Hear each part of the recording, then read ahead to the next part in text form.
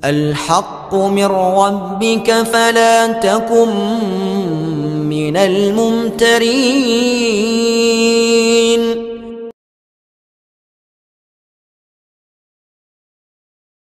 Dukun dakwah Al-Haqqu TV, pembangunan asrama, panti asuhan dan pondok pesantren Al-Haqqu, serta pembangunan Masjid Islami Center Al-Haqqu. Salurkan donasi Anda melalui Bank Syariah Indonesia dengan nomor rekening 7726170370 dengan kode bank 451 atas nama Muhammad Rais, pengasuh panti asuhan dan pondok pesantren Al-Haqqu.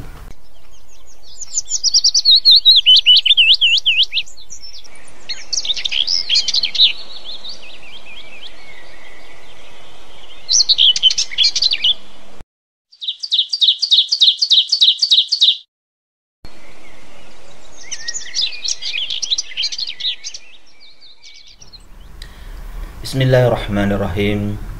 Assalamualaikum warahmatullahi wabarakatuh. Alhamdulillahirabbil alamin. Wassalatu wassalamu ala nabiyyina Muhammadin wa ala alihi washabihi ajma'in. Amma ba'du.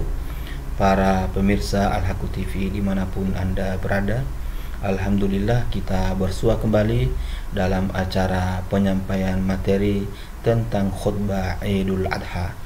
Kali ini materi diambil dari tulisan Al-Ustadz Nur Fitri Hadi dengan judul Perjalanan Menuju Allah. Mudah-mudahan beliau sang penulis khutbah ini mendapatkan kebaikan yang berlimpah dari Allah Subhanahu wa taala dan semoga menjadi salah satu amal jariah beliau. Dan siapapun yang mempunyai andil dalam penyebaran tulisan ini sehingga bisa diambil manfaatnya oleh khalayak ramai, mudah-mudahan juga mendapatkan kebaikan yang berlimpah dan semoga menjadi amal jariah bagi semuanya.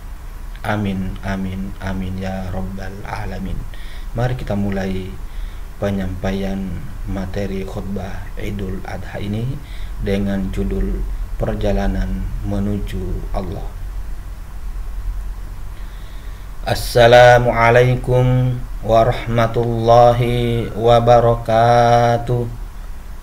Alhamdulillahi rabbil alamin. Ahmaduhu tabaraka wa ta'ala bimuhamidihi allati huwa laha ahlun, wa asni alaihi alkhaira kullah la uhsi sana'an alaihi huwa jalla wa ala kama asna ala nafsih. Ahmaduhu tabaraka wa ta'ala ala ni'amihil mutawaliyah wa alaihil mutataliyah wa atayahu allati la tu'addu wa la tuhsa. Ahmaduhu jalla wa ala hamdan kasiran tayyiban mubarakan fi kama yuhibbu jalla wa ala wa yarda. Ahmaduhu jalla wa ala ni'matil islam wa ala ni'matil iman wa ala ni'matil Qur'an wa ala kulli ni'matin an'ama biha alaina fi qadimin aw hadisin aw khassatin aw ammah aw sirrin aw alaniyah. Allahumma lakal hamdu kama yanbaghi li jalali wajhika wa 'azimi sultanik, wa ashhadu an la ilaha illallah wahdahu la syarika la ilahal awwalina wal akhirin wa qayyumus samawati wal ard wa khaliqul khalqi ajma'in, wa ashhadu anna Muhammadan abduhu wa rasuluhu wa safiyyuhu wa khaliluhu wa aminuhu ala wahyihi wa muballighun nasi syar'ah. Fa salawatullahi wa salamuhu alaihi wa ala alihi wa sahbihi ajma'in. Allahu akbar, Allahu akbar, la ilaha illallah, Allahu akbar, walillahil hamd. Summa amma ba'd. Kaum muslimin, jamaah salat Idul Adha yang berbahagia, bertakwalah kepada Allah Ta'ala Jadilah seseorang yang selalu merasa diawasi oleh Allah, karena sesungguhnya Dia Maha Mengetahui, Maha Mendengar, dan Maha Melihat.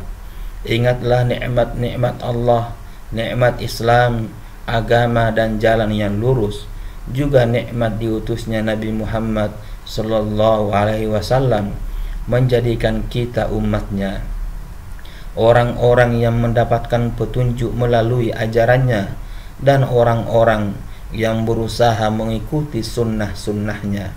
Maka segala puji bagi Allah atas semua nikmat-nikmat yang agung tersebut. Allahu Akbar, Allahu Akbar, Allahu Akbar, walillahil hamd.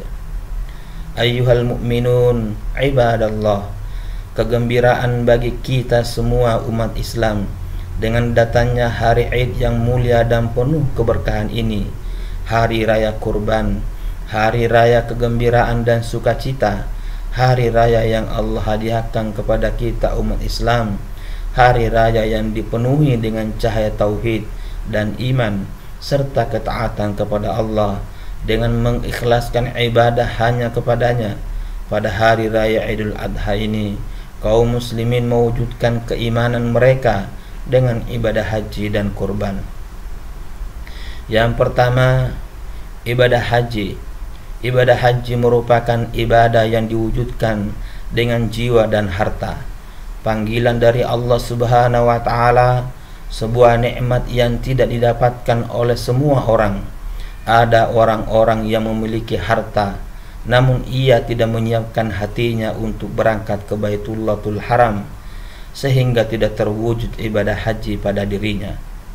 Ada juga mereka yang ingin berangkat namun tidak memiliki kemampuan harta atau sedang mengalami sakit yang menghalangi mereka dari ibadah haji yang mulia. Yang kedua adalah ibadah kurban, ibadah agung yang hanya boleh dipersembahkan kepada Allah Subhanahu wa taala. Qul inna salati wa nusuki wa mahyaya wa mamati lillahi rabbil alamin la syarikalah wa bidzalika umirtu wa ana awwalul muslimin. Katakanlah, sesungguhnya salatku, ibadatku, hidupku dan matiku hanyalah untuk Allah, Tuhan semesta alam. Tiada sekutu baginya, dan demikian itulah yang diperintahkan kepadaku, dan aku merupakan orang yang pertama-tama menyerahkan diri kepada Allah. Quran Surah Al-An'am ayat 162-163. Oleh karena itu, bagi sahibul kurban, hendaknya menghadirkan niat di hatinya bahwa ibadah kurban yang ia lakukan merupakan perwujudan dari ibadah kepada Allah Subhanahu wa taala, menjauhkan diri dari bisikan-bisikan ingin dipuji sebagai dermawan atau sebagai orang yang mampu karena membeli hewan korban yang termahal lalu dikenal. Na'udzubillah.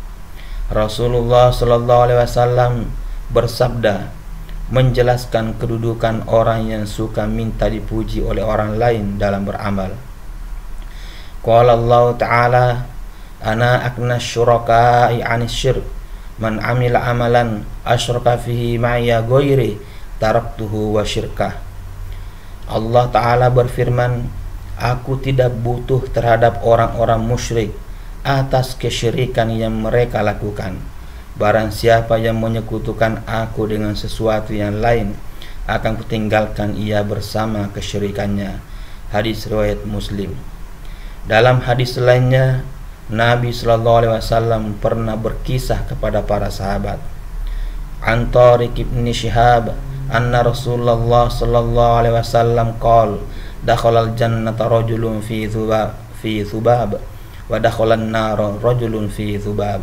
Qalu wa kaifa dzalika ya Rasulullah?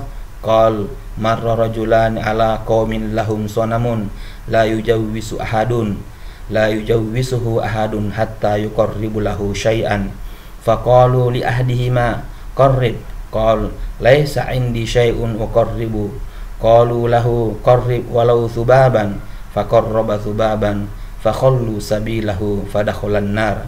Wa qalu lil akhar qarrib, faqala ma kuntu liuqarriba li ahadin syai'an dunallahi azza wa jalla, fadarabu unuqah fadakhalal jannah. Dari Tariq bin Syihab, beliau menceritakan bahwa Rasulullah SAW pernah bersabda, ada seorang lelaki yang masuk surga gara-gara seekor lalat, dan ada pula lelaki lain yang masuk neraka gara-gara lalat. Mereka para sahabat bertanya, bagaimana hal itu bisa terjadi ya Rasulullah? Beliau menjawab, ada dua orang laki-laki yang melewati suatu kaum yang memiliki berhala. Tidak ada seorang pun yang dibolehkan melewati daerah itu, melainkan dia harus berkorban memberikan sesuatu untuk berhala tersebut. Mereka pun mengatakan kepada salah seorang di antara dua lelaki itu, berkorbanlah. Ia pun menjawab, aku tidak punya apa-apa untuk dikorbankan. Mereka mengatakan, berkorbanlah walaupun hanya dengan seekor lalat. Ia pun berkorban dengan seekor lalat, sehingga mereka pun memperbolehkan dia untuk lewat dan meneruskan perjalanan. Karena sebab itulah ia masuk neraka. Mereka juga memerintahkan kepada orang yang satunya, berkorbanlah. Ia menjawab, tidak pantas bagiku berkorban untuk sesuatu selain Allah Azza wa Jal. Akhirnya mereka pun memenggal lehernya. Karena itulah ia masuk surga. Oleh karena itu, kita harus mengikhlaskan ibadah kita semata-mata karena dan untuk Allah Subhanahu wa taala. Janganlah kita niatkan ibadah korban kita kepada selainnya. Allahu akbar, Allahu akbar, Allahu akbar, walillahil hamd. Kaum muslimin yang dirahmati Allah Subhanahu wa taala. Perjalanan orang yang beriman dalam kehidupan dunia ini dan awal dan ada pula akhirnya. Permulaannya adalah ketika terlahir ke dunia dan ujungnya adalah surga. Dalam proses perjalanan dari awal hidup hingga akhir hayat, orang yang beriman diisi dengan ketaatan kepada Allah Ta'ala. Mereka merealisasikan perintah Allah, wa'budu rabbaka hatta ya'tiyakal yakin, dan sembahlah Rabbmu hingga datangnya kematian. Quran Surah Al-Hijr ayat 99. Dan balasan mereka setelah kematian adalah surga. Surga merupakan sebuah tempat di mana seorang mukmin akan merasakan kenikmatan yang tak kunjung henti setiap detiknya. Kebahagiaan tersebut tidak pernah terpotong oleh kesedihan walaupun sesaat. Allah telah menyiapkan bagi para hamba-hambanya sesuatu yang tidak pernah dilihat oleh mata mereka, tidak pernah terdengar oleh telinga, dan tidak pernah pula terbetik dalam hati tentang keindahannya. Dalam sebuah hadis diriwayatkan, "Iza dakhala ahlul jannah al-jannah qala yaqulullahu tabaraka wa ta'ala turiduna syai'an uridukum fayaquluna alam tubayyid wujuhana alam tudkhilnal jannah wa tunahhina minan nar qala fayaksiful hijab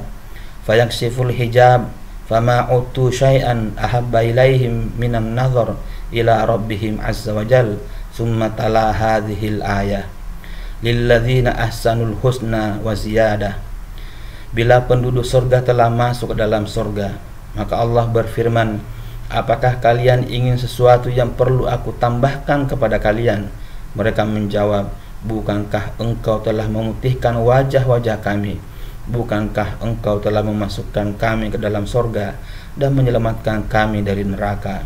Nabi SAW bersabda, lalu Allah membukakan hijab pembatas sehingga tidak ada satupun yang dianugerahkan kepada mereka berupa kenikmatan surga yang lebih dicintai daripada anugerah dapat memandang Rabb mereka. Kemudian beliau membaca firman Allah, bagi orang-orang yang berbuat baik terdapat pahala yang terbaik, yaitu surga dan tambahannya. Hadis riwayat Bukhari, hadis riwayat Muslim. Ya Allah, kami mohon kepadamu kenikmatan memandang wajahmu yang mulia dan kerinduan dengan perjumpaan denganmu. Allahu Akbar, Allahu Akbar, Allahu Akbar, walillahil hamd. Ayyuhal mu'minun, untuk berjumpa dengan Allah Subhanahu wa ta'ala seseorang haruslah memiliki modal dan perbekalan agar bisa sampai dengan selamat menuju Allah Subhanahu wa taala. Para ulama menjelaskan setidaknya terdapat 3 bekal yang harus dipersiapkan seseorang dalam perjalanannya menuju Allah. Ketiga hal itu adalah rasa cinta, rasa harap, dan rasa takut kepada Allah. 3 perkara ini layaknya asupan bagi hati sebagai penggerak seluruh anggota badan. Kemudian, selain bekal amalan hati tersebut, seseorang tentu saja harus beramal dengan anggota badannya, mengerjakan kewajiban-kewajiban yang Allah perintahkan, melakukan ibadah-ibadah keseharian yang dijelaskan oleh Al-Quran dan Sunnah Rasulullah SAW. Amal-amal ibadah inilah yang menjadi perbekalan seseorang dalam perjalanannya menuju Allah Subhanahu wa taala. Semakin seorang giat melaksanakan ibadah, maka semakin ia menjadi mudah melaksanakan ibadah lainnya, karena Allah Subhanahu wa taala senantiasa membimbingnya. Rasulullah SAW bersabda, "Man adali waliyan faqad adzantu bil harbi wa ma taqarraba ilayya 'abdi bi syai'in ahabba ilayya mimma aftaradtu alaihi wa ma yazalul 'abdi yataqarrabu ilayya bin nawafil hatta uhibba fa idza ahbabtuhu kuntu sam'ahu alladhi yasma'u bihi wa basarahu alladhi yubsiru bihi wa yadahu allati yabtishu biha wa rijlahu allati yamshi biha wa in sa'alani la'utiyannahu wa la in ista'adani lau'idhannahu."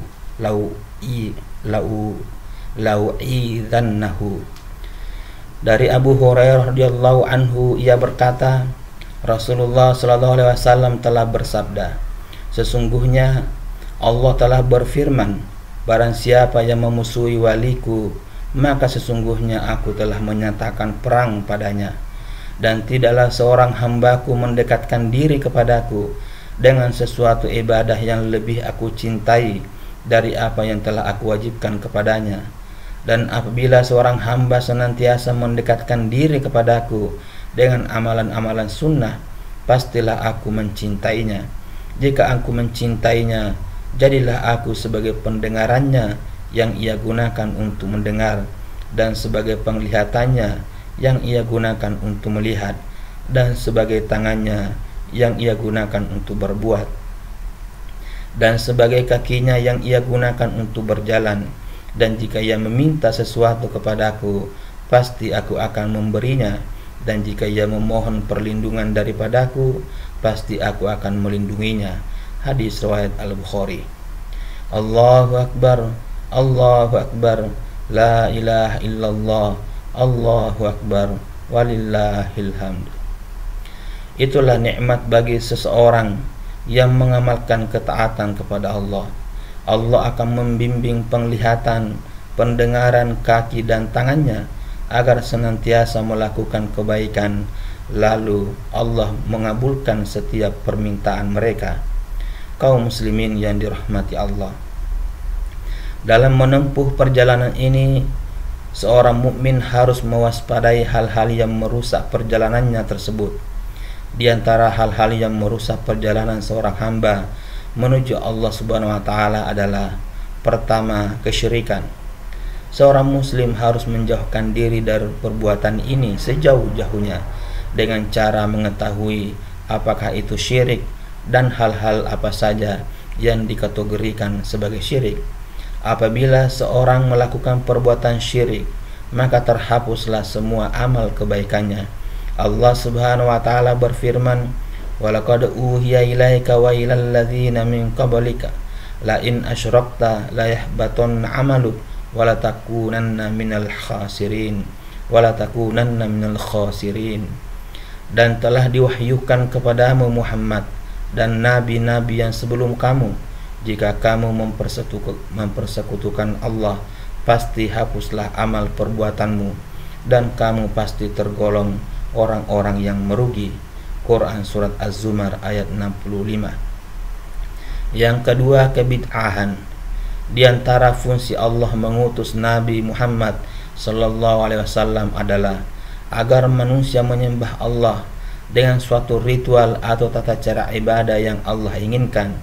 Nabi Muhammad SAW Allah tugaskan untuk memberitahu dan mengajarkan para hamba-hambanya bagaimana tata cara ibadah yang dia inginkan itu. Oleh karenanya, janganlah seseorang beribadah kepada Allah dengan prasangka-prasangka saja, atau beribadah kepada Allah dengan alasan suatu perbuatan telah diamalkan oleh ayah dan kakek-kakek mereka. Hendaknya semua ibadah yang kita lakukan memiliki landasan dari syariat Islam yang mulia ini. Yang ketiga adalah kemaksiatan. Tidak diragukan lagi, kemaksiatan secara umum merupakan penghalang dan perusak perjalanan seseorang menuju Allah Subhanahu wa taala. Karena dosa-dosa maksiat akan menghitamkan hati. Semakin hitam dan gelapnya hati seseorang, maka semakin terhalang pula ia dari berbagai ketaatan. Oleh karena itu, seorang mukmin harus senantiasa waspada dari perbuatan dosa dan selalu bertaubat kepada Allah Ta'ala dari dosa-dosa yang telah ia kerjakan. Allahu Akbar, Allahu Akbar, la ilaha illallah, Allahu Akbar, walillahil hamd. Dalam perjalanan Anda, wahai orang-orang yang beriman, Anda juga memiliki musuh yang senantiasa mengganggu dan berusaha mengalihkan tujuan Anda dalam mengarungi perjalanan ini. Musuh Anda tersebut adalah setan, baik dari kalangan manusia maupun dari bangsa jin. Banyak ayat dalam Al-Quran yang menyuruh kita menjadikan setan sebagai musuh. Mereka menggoda manusia dari arah kanan dan kiri, dari depan dan juga dari belakang. Dengan demikian, kaum muslimin yang dirahmati Allah Subhanahu wa taala, jamaah salat Idul Adha yang berbahagia, kita harus memiliki fokus dan semangat yang ekstra agar bisa selamat dalam perjalanan menuju Allah Subhanahu wa taala, berjumpa dengannya, memandang wajahnya, zat yang menciptakan kita dan kita sembah seumur hidup kita. Allahu Akbar, Allahu Akbar, la ilaha illallah, Allahu Akbar, walillahil hamd. Ibadallah, semoga Allah menerima amalan saya dan juga amalan Anda sekalian. Semoga Allah senantiasa memberi taufik kepada kita untuk mengamalkan apa yang Dia cintai dan ridhoi, serta senantiasa menunjuki kita ke jalan yang lurus. Aqulu qawli hadza aqulu hadzal qawla wastaghfirullah li wa lakum wa lisairil muslimina min kulli dhanbin fastaghfiruhu yaghfir lakum innahu huwal ghafurur rahim. Khutbah kedua. Alhamdulillah hamdan katsiran thayyiban mubarakan fihi kama yuhibbu rabbuna wa yarda.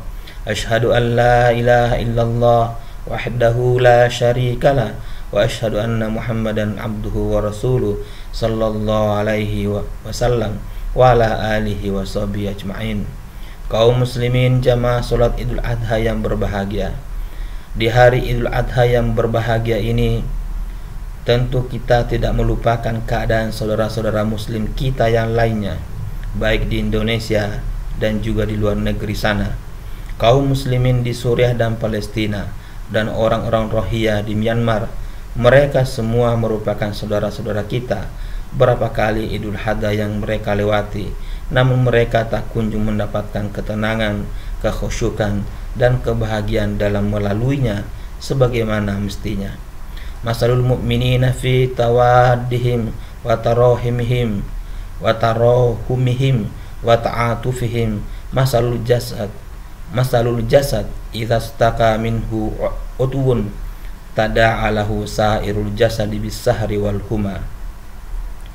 Perumpamaan kaum mukminin dalam kecintaan dan kasih sayang mereka merupakan bagaikan satu jasad. Apabila anggota tubuh sakit, maka seluruh badan akan susah tidur dan terasa panas. Hadis riwayat Muslim. Saudara-saudara kita di Palestina telah puluhan tahun hidup di bawah tekanan Yahudi.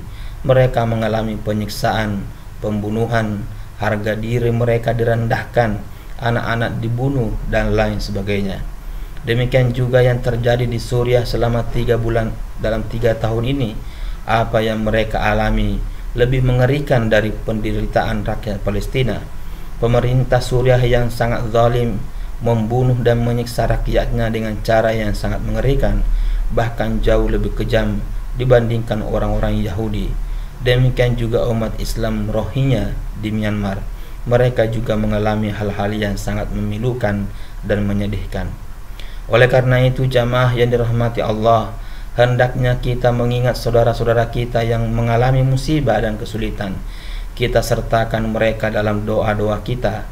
Kita salurkan bantuan kepada mereka, kepada lembaga-lembaga sosial yang menyalurkan bantuan untuk mereka.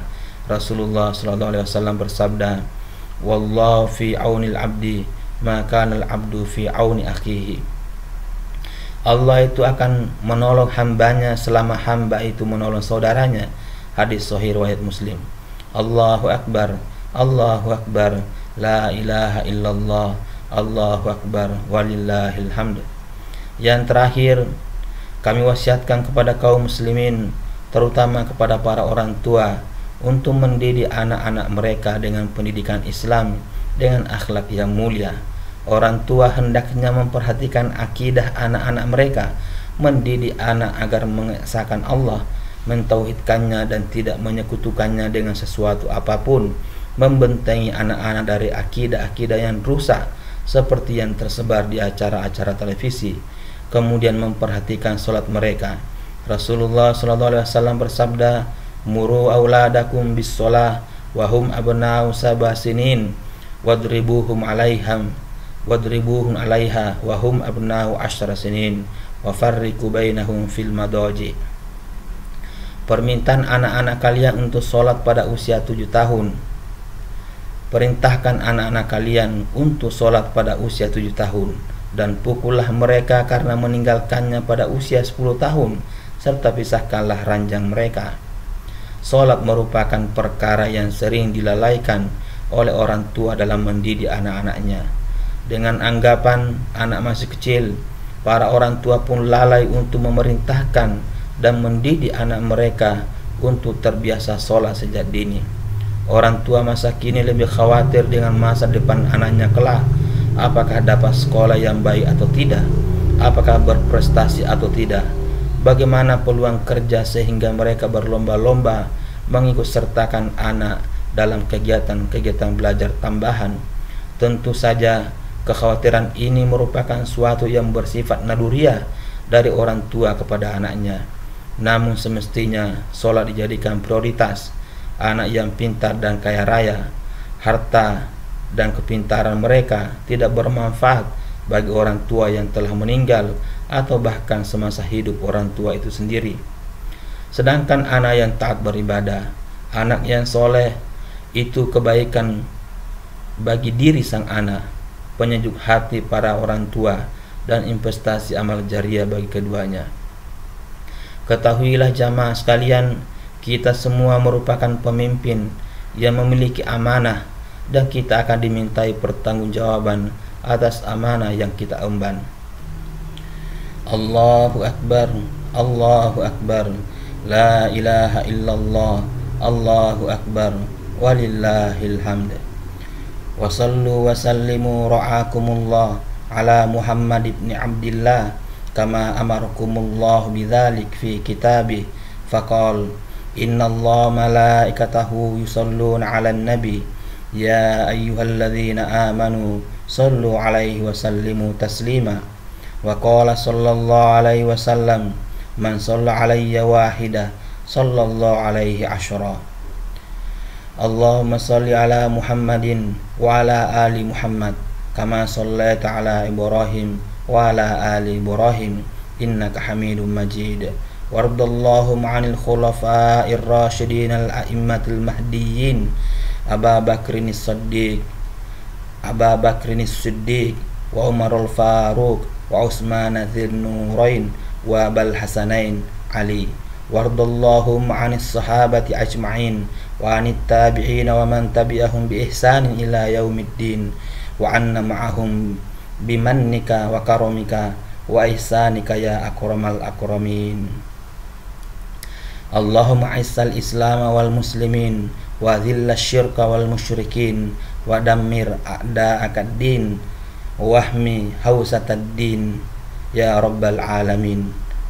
Allahumma aminna fi awtanina wa asli a'immatana wa ulata umurina waj'al wilayatana fi man khafaka wattaqaka wattabarid ridhaka ya rabbal alamin. Allahumma waffiq waliya amrina lima tuhibbuhu wa tardahu min sadidil aqwal wal a'mal. Allahumma fat ikhwanana al muslimina Allahumma fat ikhwanana al muslimina al mustad'afin fi kulli makan. Allahumma wa ati nufusana taqwaha wa zakkiha anta khairu man zakkaha anta waliyuha wa maulaha. Allahumma inna nas'aluka hubbaka wa hubba man yuhibbuka wal amal alladhi yuqarribana ila hubbik. Rabbana innana zalamna anfusana wa illam taghfir lana wa tarhamna lanakunanna minal khasirin.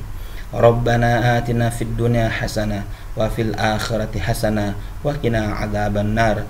Ilahana wa sayyidana wa khaliqana wa rabbana wa maulana a'id alaina hadzal 'ida a'waman adidah wa sinina madidah ala amnin wa imanin wa salamatin wa islamin wa ta'atin wa husni amalin ya dzal jalali wal ikram.